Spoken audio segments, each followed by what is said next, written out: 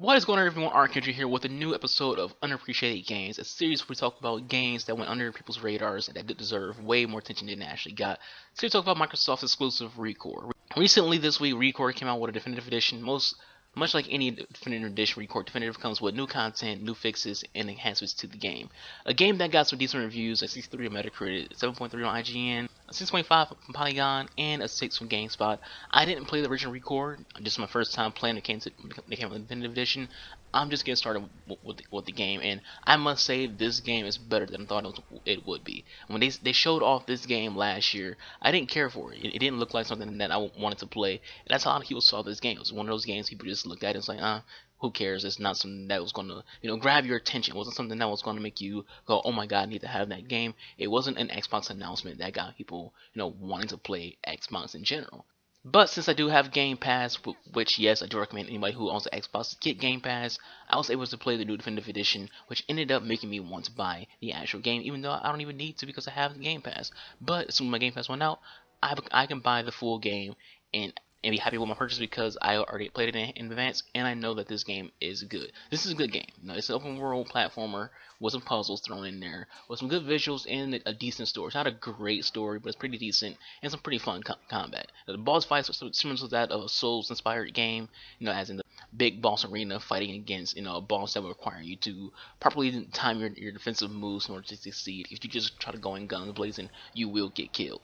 With that said, it is not a difficult game. It can be boring at times when you're just exploring, but that could be said about any open world game when it comes to, oh, this is very boring. If you're just sitting around exploring and looking for miscellaneous kind of things, you're going to get bored of any open world game.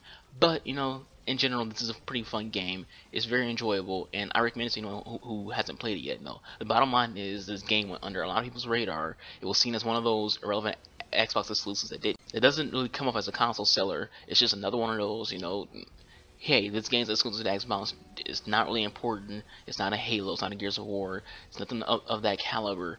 But it's still a good game. It's worth playing. It's not a fully priced game, but it has more content than some fully priced games. It's more fun than some full price games. Not only do I recommend Game Pass, which will allow you to try out this game or any other game in this catalog, but if you have no interest in Game Pass, I do recommend you just going out and just buying this game. It's a pretty cheap game. It's a very good open world platformer. But again, you have to be into that kind of style. You have to be into if you're not into platformers, this game's not for you. Don't go into this game expecting some kind of amazing Uncharted or Tomb Raider kind of experience. It's not that kind of world game. It's a platformer. It's kind of like Max until the Cursed Brotherhood, whatever that game was called. It's a very slow pace. It's kind of like an indie game when it comes to being open world, but it's not an actual indie game. It's good. I'm rambling on for the most part, but it's a pretty good game, and you should try it out. It's not a console seller. It's not a console seller. I can't stress that enough. That it's not a console seller. Don't think that I'm telling you go buy an Xbox and play this game. If you don't own an Xbox, then you don't own an Xbox. That's kind of what it is. If you do have PC, you can play it on PC. But if you don't have PC or Xbox, then you kind of just can't experience the game.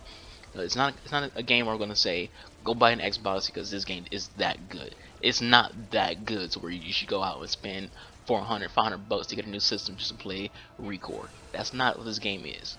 It's not something that's instantly amazing, but it's something that could hold you over for a while. You're waiting for another game to release. If you wait for that 6 month on Tuesday, you can play freaking ReCore right now, and it'll hold you off until then. Wait for the new Siege DLC to come out. You can play ReCore, and now hold you over. It's a game that it's a stopgap game. It's a game that bridges between your time to the next game releases. If you understand what I'm trying to say.